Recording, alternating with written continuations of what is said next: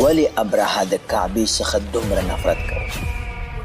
کوم چې د ځان سره یې 80,000 لښکر روان کړلو او د کعبې د نړولو اراده وکړه. په اصل کې کعبه د ټولو عربو لپاره یو مقدس ځای ګرځېدلی و. د ټولو عربو څخه خلک مکې ته د عبادت لپاره راتلل. د همدې په وجه بعضې خلک دې کې ډېرې پیسې ګټلې د مسافرو راتګ سره. په دې خبره به ابرهه ته ډېره غوسه ورتله چې دا یو عرب قوم دی، نه کوم بادشاه لري نه کوم دولت لري، او بیا هم د ټولو عربو مرکز ګرځېدلی دی. د حملې څخه مخکې ابرهه هم د یمن هیواد په مرکز صنعا مقام کې یو غټه کلیسا جوړه کړه، دې لپاره چې خلک کعبه پرېږدي او د دې خواته راشي. لیکن د دې دغه پروژه بالکل ناکام وخته. دې نه بعد د ابرهه سره یوازې یوه لاره پاتې وه چې په هر قیمت باید کعبه ختم شي. ابرهه څوک او دومره طاقتور څنګه شو؟ ابرهه د کوم بادشاه زوی نه و، بلکې ابرهه د روم امپایر د یو وړوکي علاقې د یو وړوکي سوداګر یعنی بزنسمین غلام و. اصل کې د یمن او حبشې ترمنځ جنگ د ډیر وخت راهیسې روان و، ځکه یمن د یهودو د لاس لاندې و او په حبشه کې ټول عیسویان اوسېدل.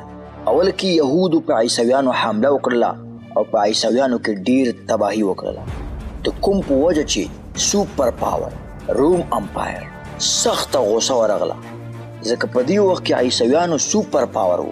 نو روم امپایر د خپل عیسویانو ورونو مرسته وکړله او یهود یې د یمن د ځمکې څخه مکمل ختم کړل. او د دې کار لپاره هغوی خپل یو غلام یې ولیږه د کوم نوم چې و ابرهه، کوم چې 100,000 لښکر یې ځان سره روان کړلو او د یهودو تباهي وکړله. د دې کامیابۍ څخه وروسته ابرهه ډیر قوي او مضبوط وګرځېد، د کوم په وجه چې ابرهه یمن یې د حبشې څخه جدا کړلو او یو جدا بادشاهي وګرځول. د حبشې بادشاه ته په دې کار سخته غوسه ورغله او بیا یو لښکر یې ولېږلو، خو دا ځل د ابرهه په خلاف. لیکن دغه لښکر خپل مشر یې قتل کړ او ابرهه ته یې وړاندې کړلو او د ابرهه لښکر سره یو ځای شو.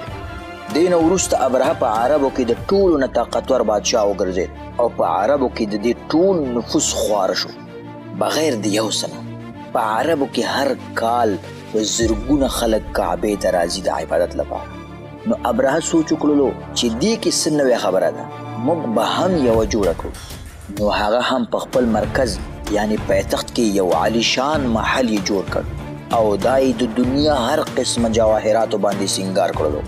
دا یو ډیر ښایسته او قیمتي محل و چې عربو دې نه مخکې داسې محل نه و کتلی، لیکن هیڅوک د دې د عبادت لپاره رانغله. بیا هم خلک د عبادت لپاره هماغه پخواني او زوړ کور ته ورتلل. د دومره غټ مصرف او خرچي باوجود بیا هم ابرهه ناکام شو او یوه لاره صرف باقی پاتې شوه چې کعبه ونړوي. نو د دې وجې نه 80,000 لښکر یې تیار کړلو او په کعبه یې حمله وکړله.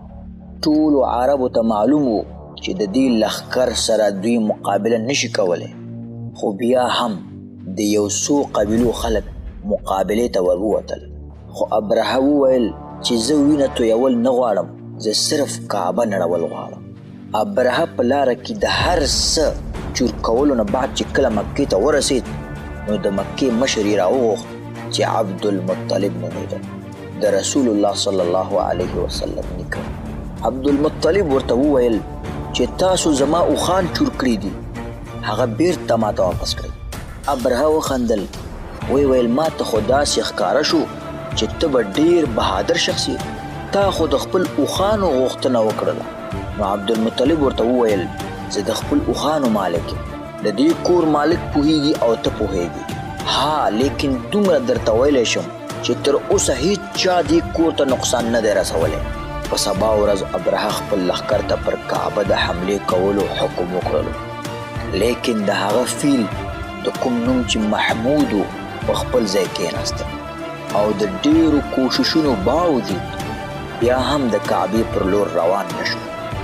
په همدې دوران څه مارغان راغله، د هر یو په مخوکو کې تیږې وې. دا داسې مارغان و چې نه چا مخکې له دې څخه لیدلي و او نه د هغې څخه بعد، او دوی د ابرهه د لښکر هر تن په نښه کولو او ویشتل به. الله رب العالمین د ابرهه او د لښکر قصه داسې بیانوي: وارسل علیهم طیرا ابابیل، او راویلېږل په هغوی باندې مارغان ډلې ډلې، ترمیهم بحجارة من سجیل، ویشتل یې هغوی لره په کاڼو د سجیل کوم چې په اور کې پاخه شوي وو. فجعلهم كعصف مأکول، نو ویې ګرځول دوی په شانته د بوسو چې خوړل شوي وو.